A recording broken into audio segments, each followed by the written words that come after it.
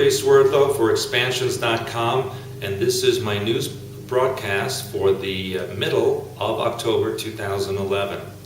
First thing I want to bring to your attention, and some of my stories are kind of in the same spot this week, is Lake Mead, Nevada, which is on the border between Nevada and Arizona. And as some of you may know, there is a huge man-made dam, the Lake Mead Dam, that is on the Colorado River and creates an artificial lake between the two states.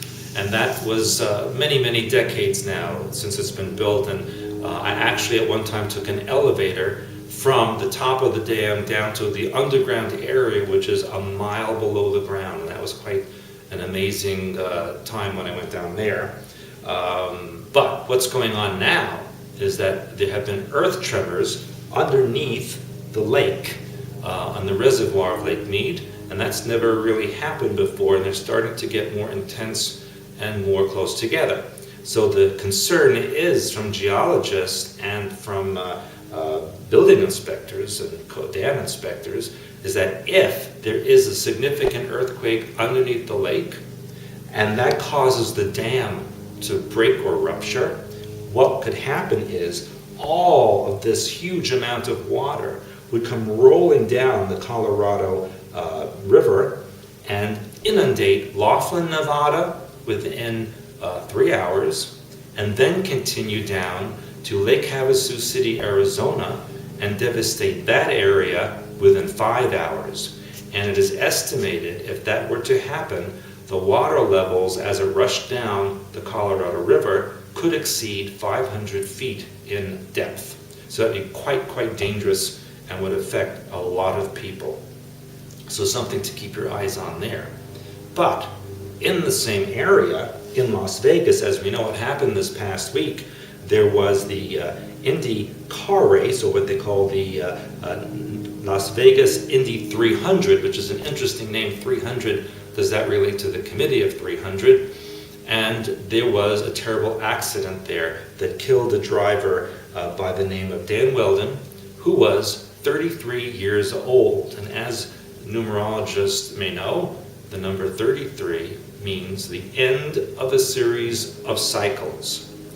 On that same day, another off-road driver took off in an aircraft from Las Vegas, headed towards California, and that plane also crashed. His name was Rick Huseman, and he was 38 years old.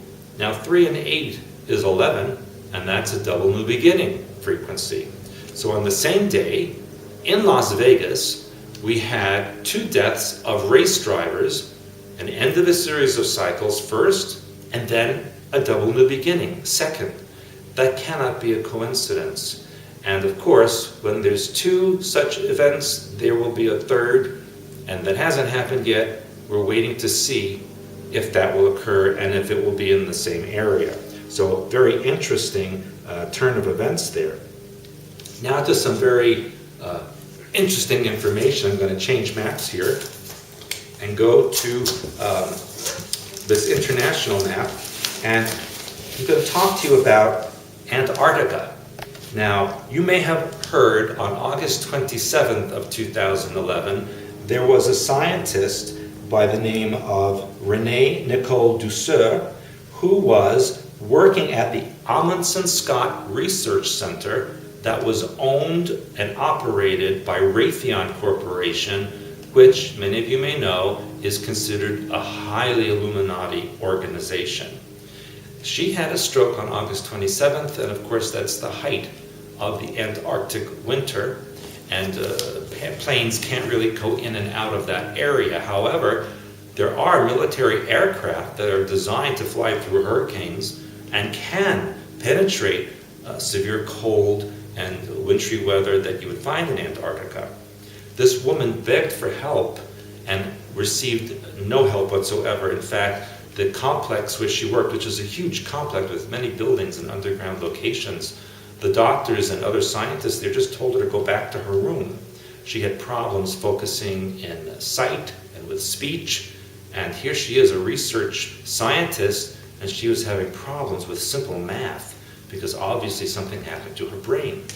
And the story officially at this point is that only now, in the middle of October 2011, 6 weeks after her stroke, they sent an aircraft to get her out of the research center. But what's interesting is they didn't just take her out and take her to a hospital in another location.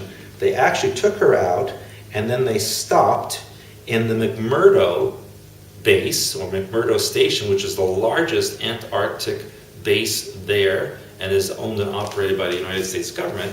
And then from there, they flew her to Christchurch, New Zealand,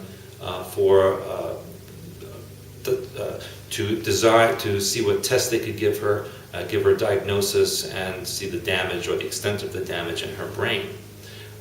What's interesting is her statements to the media are constantly saying, "I'm so glad to be out of there. I'm so glad to leave Antarctica." She seems thrilled to be out of there.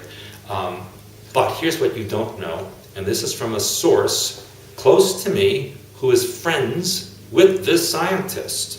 Apparently, the scientist sent an email to this person a while ago while she was waiting for rescue, and she stated that she thinks they're trying to kill her. Now, that is a major statement to be made from a conventional scientist from the United States working at such a highly classified base. Why would they want to kill her? Why would they keep her, ill as she was, in that research center? And then when they came to get her, why did they take her first to McMurdo base? Wouldn't it be an emergency and they'd fly her straight to the base in New Zealand so she could be treated? McMurdo is a known Antarctic scientific research station as well, which is doing very mysterious work, not discussed by the government or the military. So something very strange going on in Antarctica. What did she see? What did she learn? Why were they trying to kill her, as she believed? Now, going on to other strange events that are going on in the world. Of course, just a couple of days ago, the remnants of Comet Elenin passed our planet, the closest point to our location. And of course, that we know of, nothing happened. But if Comet Elenin is still in existence, it may be traveling between Earth now and Venus.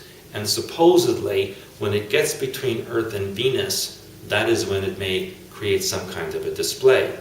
There is a video out on the internet, which is dated from October 4th, which shows a military NASA sun cam, if you will, that shows a huge object flying into the sun and causing a great explosion as it does, almost like a coronal mass ejection when it hits the sun. Of course, that wasn't on our news, and even in the military video, there are several frames missing as the object approaches the sun. It kind of skips to a location closer to the sun, and then you see the explosion. So that needs some investigation, also to find out if Elenin does exist in some form and where it is at this moment.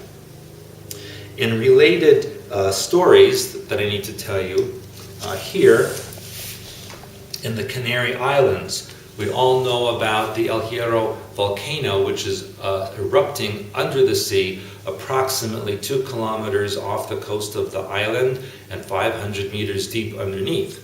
What is not being told to you from conventional sources, but which I have received from my sources in the Canary Islands and Spain owns the Canary Islands, is that a new island has formed off the coast of El Hierro and is actually visible. And in fact, the people in the Canary Islands, whether they're on El Hierro or other islands in the chain, are smelling sulfur so badly that they can hardly breathe. Many have been evacuated to the mainland, but many are still on the islands as well. And they are reporting that it is in very, very bad condition. The towns are completely cut off from one another, and there's no travel in and out of the Canary Islands. Apparently, and this is according to the director of the head of Spain's oceanography, which is a friend of mine, stated just this last couple of days that he expects the entire island to blow, and a complete explosion that will affect all of the Canary Islands. And of course, if that does happen, imagine the effects of any tsunamis or concussions across the North Atlantic, both to North America, the Caribbean, Africa, Europe, and anywhere else that touches the Atlantic Ocean.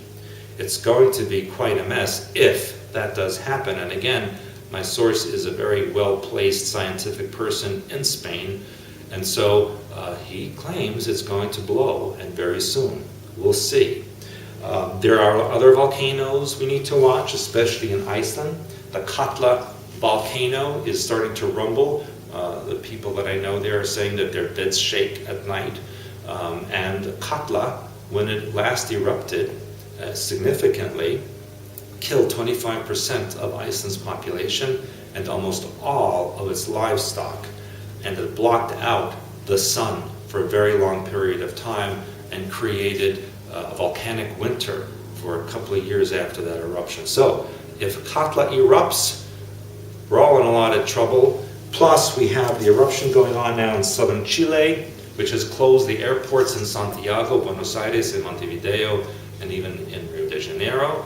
So we have that. We have the Russian volcanoes going off in eastern Siberia, which are affecting flights over the North Pole and to and from Asia. A lot of volcanic activity going on in our world, a lot of pressure. And so we will be examining this and looking more closely into it as time goes on. So until next time, I'm Stewart A. Swerdlow for Expansions.com.